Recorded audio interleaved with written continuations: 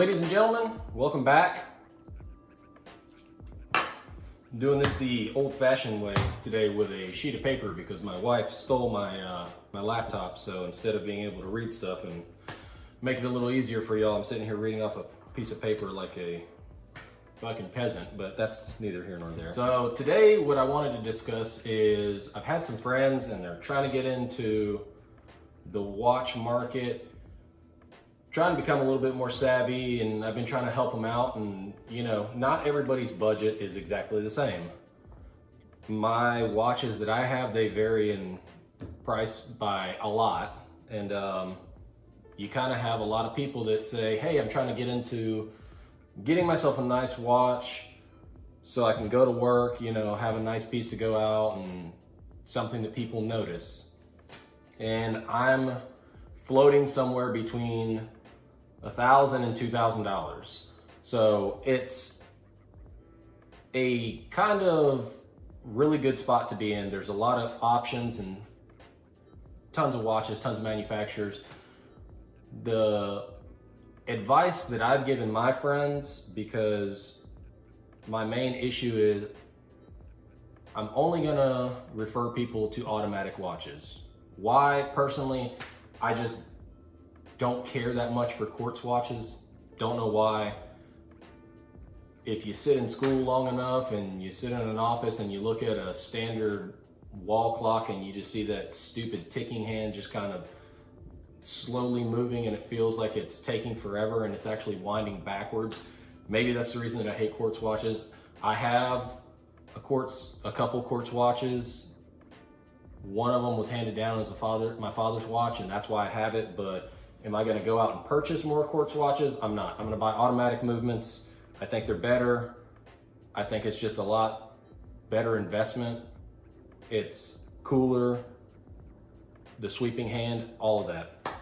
So what I'm talking about are automatic watches in that $1,000 to $2,000 range. And it's going to be some name brands because, let's be honest, we're buying a watch, we're buying it because we want to show people that we've hit a certain point in life and we have disposable income, and that's what you're doing with the money. You're buying yourself a nice watch. Are there watches that are right at $1,000 that are really high quality? Yes. Lesser known brands, that's the reason that I'm sticking with these brands and these watches that I'm going to kind of let y'all know about. The standard average person is going to have heard of X amount of brands, and they're brands that have notoriety and they're known. You know, are you going to go to a standard person that wears iWatches and show them your Doxa and have them be impressed? No, probably not going to happen. They don't know who the fuck it is, so it is what it is. My first one is Longines. I think that they have some great watches that are in that $1,000 range. The one that I gravitate towards is the Conquest.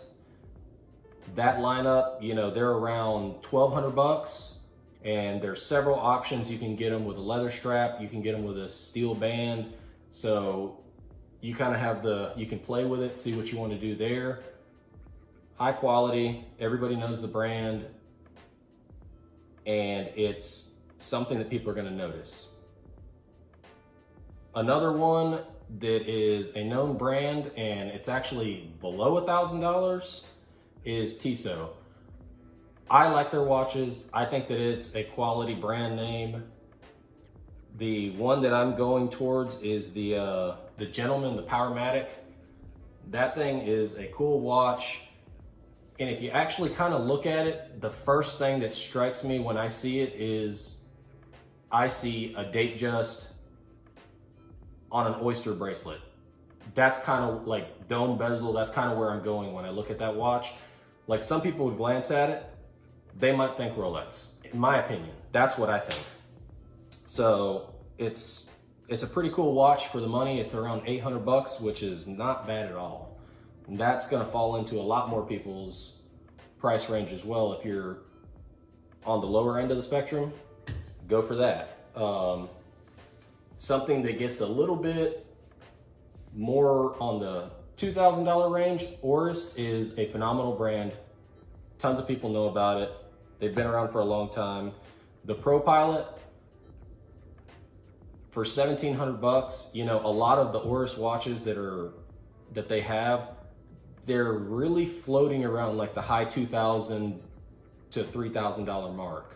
So for you to be able to step into like a really good brand and have it for 1,700-ish bucks, not a bad deal.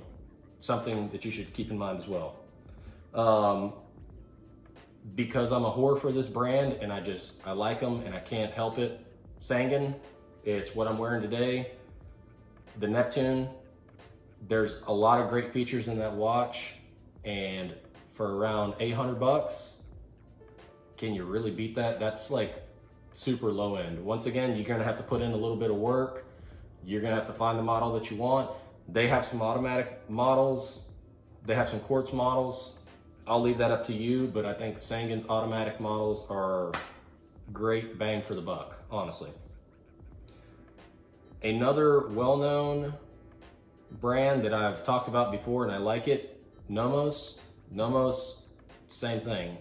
For around 1,500 bucks, their club line, there's some watches in there. 1,500 bucks, you have some different color faces and band options that you can choose from.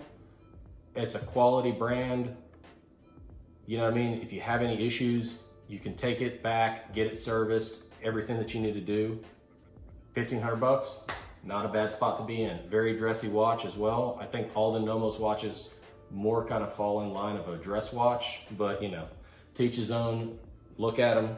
There's other watches in there. You might find something in a little bit different price range or different case shape, but the main thing is, if you're gonna spend the money on a watch like that, spend the money on a reputable brand that if you have issues, you can get it serviced, you know where you bought it, you can take it back, and it's not it crapped out, I can't do anything with it, and you throw it in a drawer in your nightstand or your dresser or whatever. Get yourself something nice. 1,500 bucks goes a long way in the watch world, so look at these watches. Let me know what you think. Hit subscribe, like. Every one of you guys that does it, I appreciate it. And I'll catch you on the next one.